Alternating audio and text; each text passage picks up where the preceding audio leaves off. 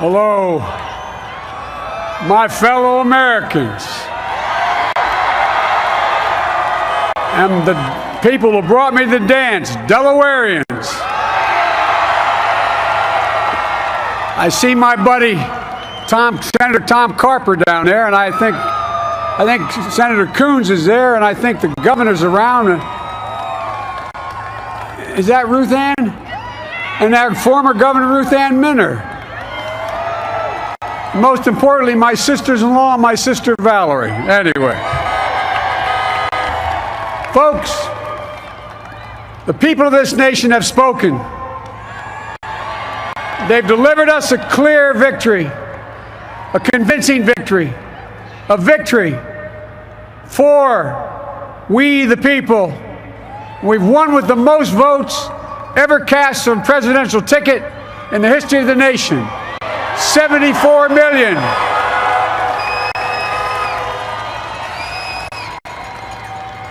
What I must admit has surprised me.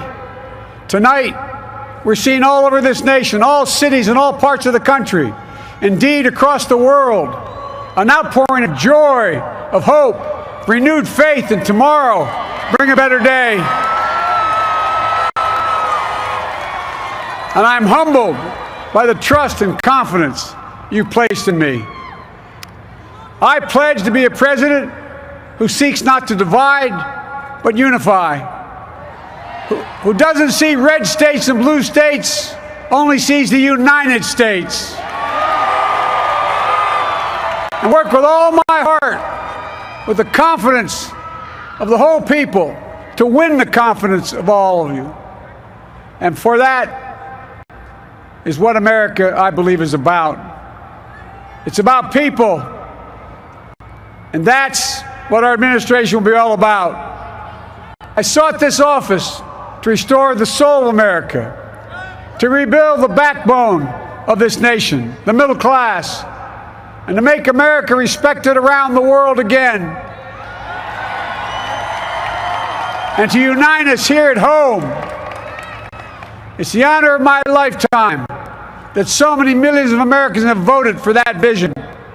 And now, the work of making that vision is real. It's a task, the task of our time. Folks, as I said many times before, I'm Jill's husband.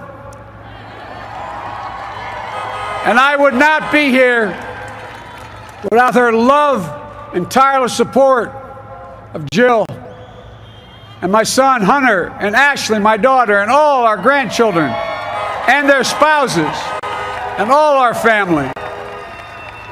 They're my heart. Jill's a mom, a military mom, an educator. And she has dedicated her life to education. But teaching isn't just what she does, it's who she is. For American educators, this is a great day for y'all. You're going to have one of your own in the White House.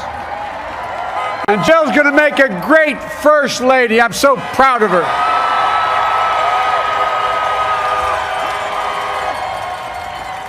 And I'll have the honor of serving with the fantastic Vice President who you just heard from, Kamala Harris, who makes history as the first woman, first black woman, the first woman from South Asian descent, the first daughter of an immigrant ever elected in this country. Don't tell me it's not possible in the United States. It's long overdue. And we're reminded tonight of those who fought so hard for so many years to make this happen. But once again, America's bent the arc of the moral universe more toward justice. Kamala, Doug, like it or not, your family, you become an honorary Biden, there's no way out. To all those of you who volunteered and worked the polls in the middle of this pandemic, local elected officials, you deserve a special thanks from the entire nation. And to my campaign team and all the volunteers, and all who gave so much of themselves to make this moment possible, I owe you. I owe you. I owe you everything. and to all those who supported us. I'm proud of the campaign we built and ran. I'm proud of the coalition we put together, the broadest and most diverse coalition in history.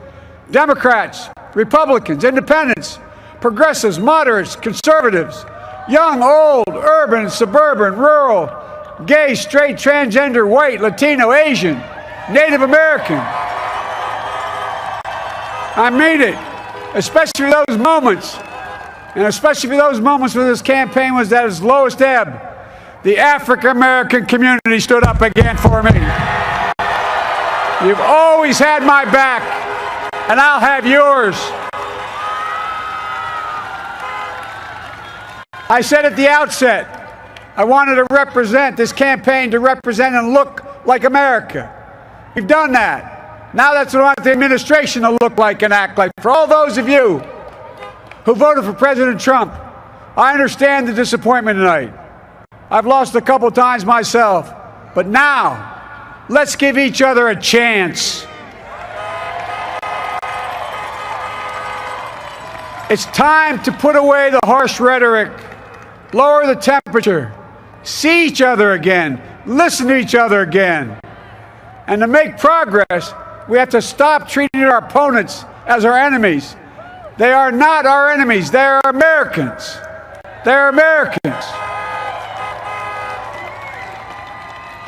The Bible tells us, to everything there's a season, a time to build, a time to reap, and a time to sow, and a time to heal. This is the time to heal in America.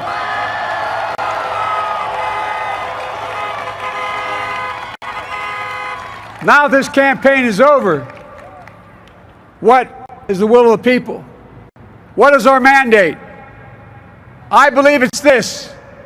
Americans have called upon us to marshal the forces of decency, the forces of fairness, to marshal the forces of science and the forces of hope in the great battles of our time.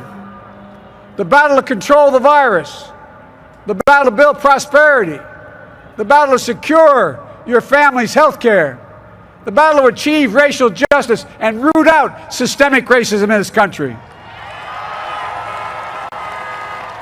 and the battle to save our planet by getting climate under control, the battle to restore decency, defend democracy, and give everybody in this country a fair shot. That's all they're asking for, a fair shot. Folks, our work begins with getting COVID under control. We cannot repair the economy, restore our vitality, or relish life's most precious moments, hugging our grandchildren, our children, our birthdays, weddings, graduations, all the moments that matter most to us, until we get it under control. On Monday, I will name a group of leading scientists and experts as transition advisors to help take the Biden-Harris COVID plan and convert it into an action blueprint that will start on January the 20th, 2021. That plan will be built on bedrock science. It will be constructed out of compassion, empathy, and concern. I will spare no effort, none, or any commitment to turn around this pandemic. Folks, I'm a proud Democrat, but I will govern as an American president. I'll work as hard for those who didn't vote for me as those who did.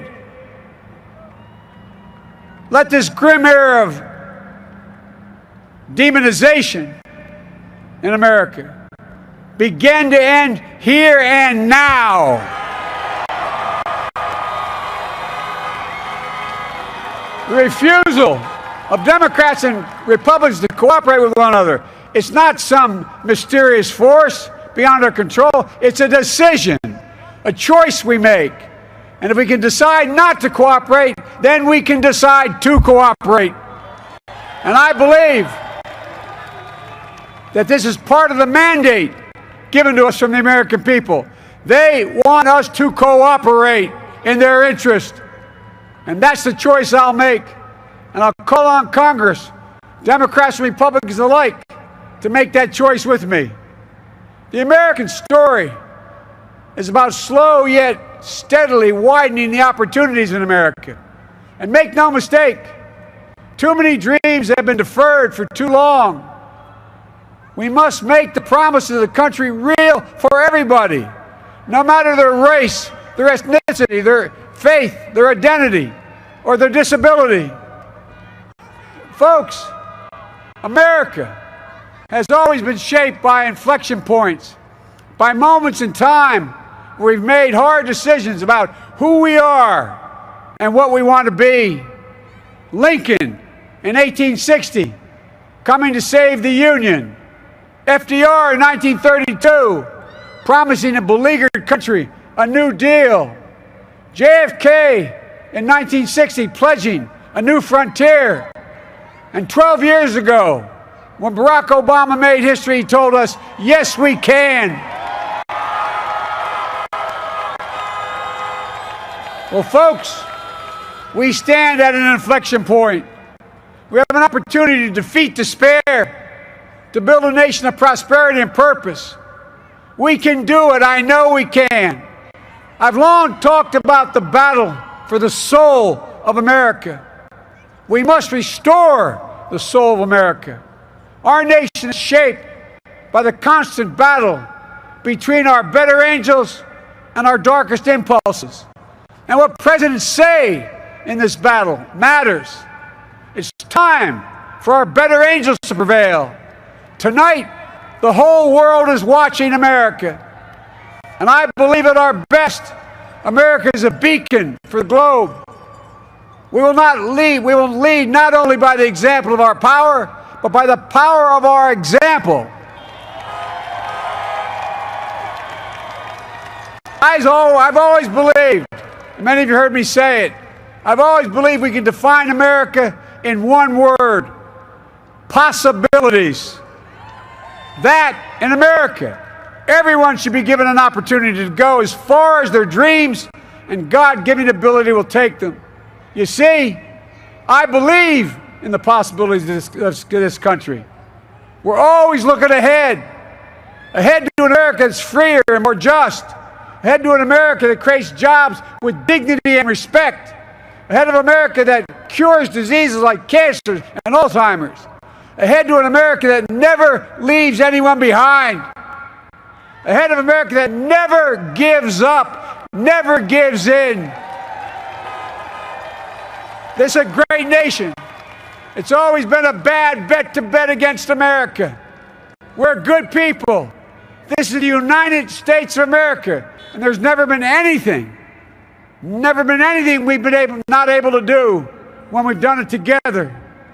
Folks, in the last days of the campaign, I began thinking about a hymn that means a lot to me and my family, particularly my deceased son, Bo.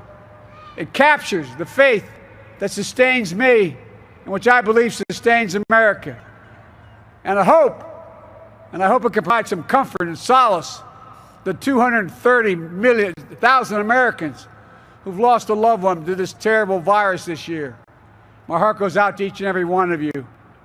Hopefully this hymn gives you solace as well. And it goes like this: and he will raise you up on eagle's wings, bear you on the breath of dawn, and make you to shine like the sun, and hold you in the palm of his hand.